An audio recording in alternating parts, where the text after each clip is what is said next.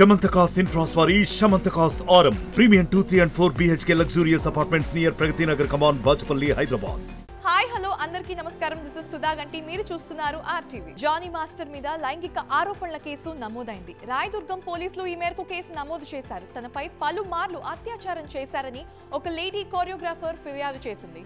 ఇంకా outdoor shooting టైంలో కూడా తన నివాసంలో కూడా పలుమార్లు అత్యాచారం చేశాడని ఫిర్యాదులో పేర్కొంది. జానీ మాస్టర్ పేరు ప్రస్తుతం సోషల్ మీడియాలో అయితే మారుమోగిపోతుందనే చెప్పొచ్చు.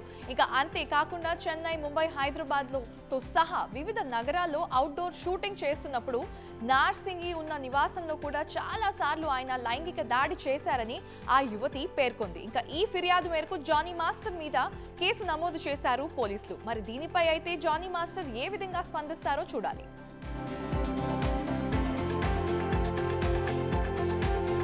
అల్లు అర్జున్ ప్రస్తుతం పుష్ప 2 సినిమా చేస్తున్న విషయం తెలిసిందే. గత 4 సంవత్సరాలుగా పూర్తిగా పుష్ప కోసమే అల్లు అర్జున్ టైం స్పెండ్ చేస్తున్నాడు. ఇక ఈ డిసెంబర్లో పుష్ప 2 విడుదల అవ్వబోతున్న నేపథ్యంలో తదుపరి సినిమా ఏంటి, ఎప్పుడు ప్రారంభం అవబోతోంది అంటూ చర్చ మొదలైంది. 2-3 సంవత్సరాలుగా అట్లీ దర్శకత్వంలో బన్నీ సినిమా ఉంటుందనే ప్రచారం జరుగుతోంది. ఇంకా నిన్న మొన్న కూడా సోషల్ మీడియాలో అల్లు అర్జున్ అట్లీ కాంబో మూవీకి గ్రాండ్ వర్క్ జరుగుతుందనే ప్రచారం అయితే జరుగుతోంది. కానీ అసలు విషయం ఏంటంటే బన్నీ తదుపరి సినిమా అట్లీతో కాదు, త్రివిక్రమ్తో అని అల్లు కాంపౌండ్ నుంచి విశ్వసనీయ సమాచారం అందుతోంది.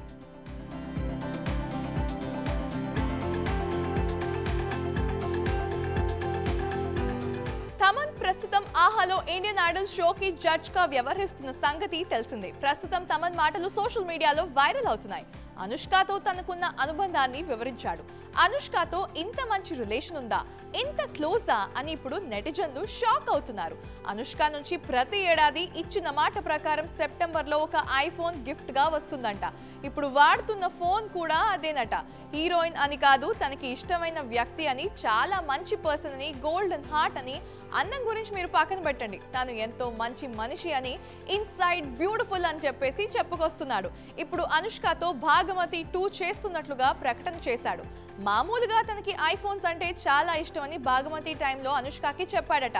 ఇంకా భాగమతి హిట్ అయితే ఐఫోన్ ఇవ్వాలనే ఆశ కూడా ఆయనకి స్టార్ట్ అయింది. ఇంకా అది ఆవిడ నుంచి ఒక గిఫ్ట్ గా పొందాలని అనుకున్నాడంట. అప్పుడు ఇచ్చిన మాట ప్రకారం ప్రతి ఏడాది సెప్టెంబర్లో ఐఫోన్ రిలీజ్ అయిన తర్వాత అనుష్క తమన్కి అయితే ఐఫోన్ గిఫ్ట్ గా పంపిస్తుందని తెలిపాడు.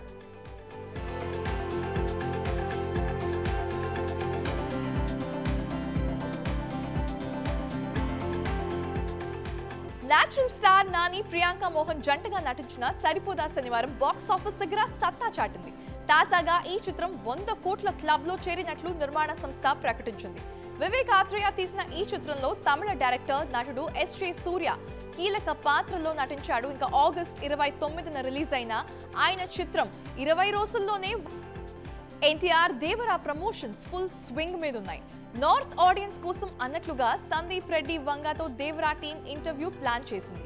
ఎన్టీఆర్, సేఫ్ అలీ ఖాన్, జాన్వీ కపూర్, కొరటాల శివ ఇలా అందరూ సందీప్ రెడ్డి వంగతో ముచ్చట్లు పెట్టారు. ఈ క్రమంలో దేవరా విషయాలను సందీప్ అడిగి తెలుసుకున్నాడు. ఏవైనా సీక్రెట్లు రాబట్టగలిగాడా, ఇంకా చాలా ప్రయత్నించాడా అంటే ప్రయత్నించాడనే చెప్పాలి. కానీ టీం మెంబర్స్ మాత్రం ఏ విషయాన్ని కూడా బయట చెప్పలేదు. సేఫ్, ఎన్టీఆర్, జాన్వీ చాలా తెలివిగా సమాధానాలు చెప్పారు.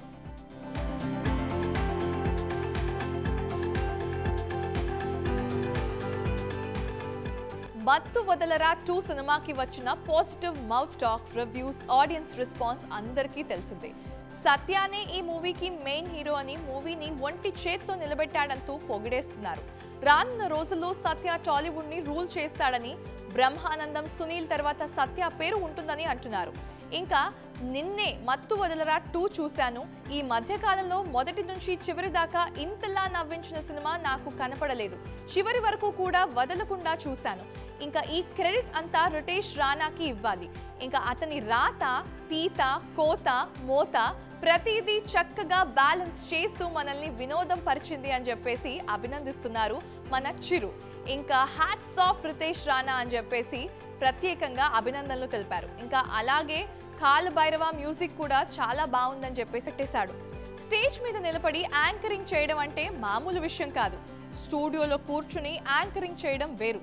కానీ బిగ్ బాస్ స్పెషల్ ఈవెంట్స్ లో మాత్రం చాలా పర్ఫెక్ట్ గా ఉండాలి. ఇంకా హోస్ట్లు ఎదురుగా ఉంటే స్క్రీన్ పెడతారంట, దాంట్లో వచ్చింది వచ్చినట్లుగా చదివేస్తుంటారంట. ఇది చాలా మందికి తెలీదు. తాజాగా రాణా హోస్ట్ చేసిన ఒక ఈవెంట్ కి సంబంధించిన వీడియో వైరల్ అవుతోంది.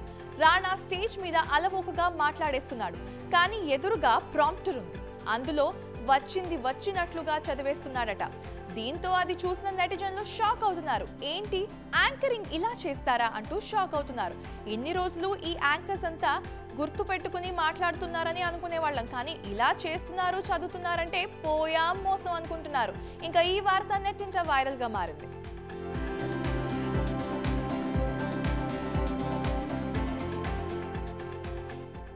కేరళలో ఓనం పండుగను ఎంత గ్రాండ్ గా సెలబ్రేట్ చేసుకుంటారో అందరికీ తెలిసిందే.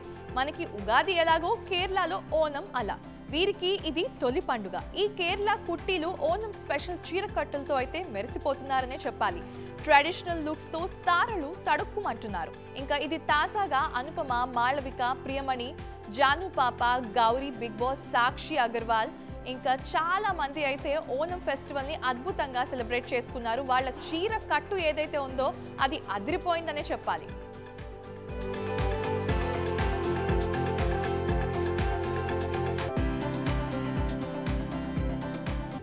పవన్ నుంచి విడాకులు తీసుకున్న తర్వాత పిల్లలే ప్రపంచంగా బ్రతుకుతున్నారు రేణు. అలాగే పర్యావరణ కార్యకర్తగా, జంతు ప్రేమికురాలిగా సమాజానికి అవగాహన కల్పిస్తున్నారు. తనకి తోచినంత సాయం చేయడంతో పాటు ప్రజల్ని కూడా విరాళాలు కోరుతూ శ్రమిస్తున్నారు. ఇటీవల విజయవాడలో సంభవించిన వరదల్లో చిక్కుకున్న పెట్స్ ని కాపాడాలని స్వయంగా తన మాజీ భర్త పవన్ కళ్యాణ్ ను కోరారు. ఒక వ్యక్తి కుక్కను చిత్రహింసలు పెట్టడంతో ఆ వివరాలు షేర్ చేసి ఇలాంటి తప్పులు చేస్తే అరెస్ట్ అవుతారని హెచ్చరించారు.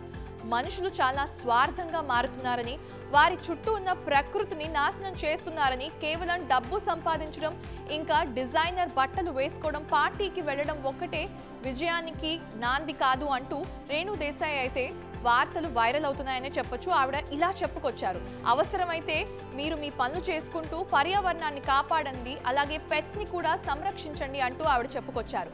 భారతదేశంలో అయితే సెక్యులరిజం ప్రస్తుతం అయితే పర్యావరణం పైన తన అభిప్రాయాల్ని ఆవిడ పంచుకుంటూ ఉన్నారు. ఇంకా మొన్న మధ్య ఒక ఇంటర్వ్యూలో ఆమె మాట్లాడుతూ దేశంలోనే చర్చులు, మసీదులు ప్రభుత్వ ఆధీనంలో ఉండవని, కేవలం హిందూ ఆలయాలు మాత్రమే గవర్నమెంట్ అండర్లో ఉంటాయని, అలాంటప్పుడు ఇండియా సెక్యులర్ దేశంగా ఎలా అవుతుంది అని చెప్పేసి రేణు ప్రశ్నించారు.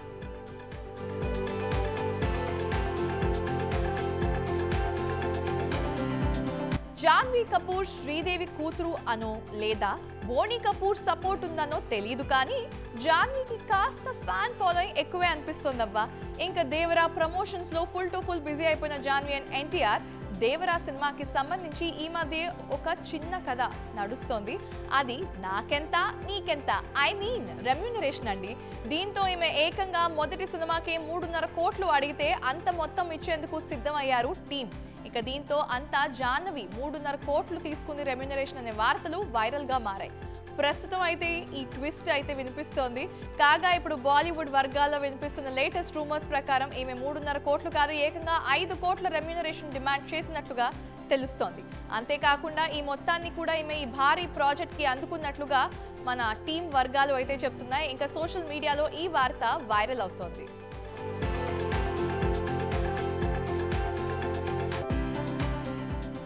Thank you so much for watching.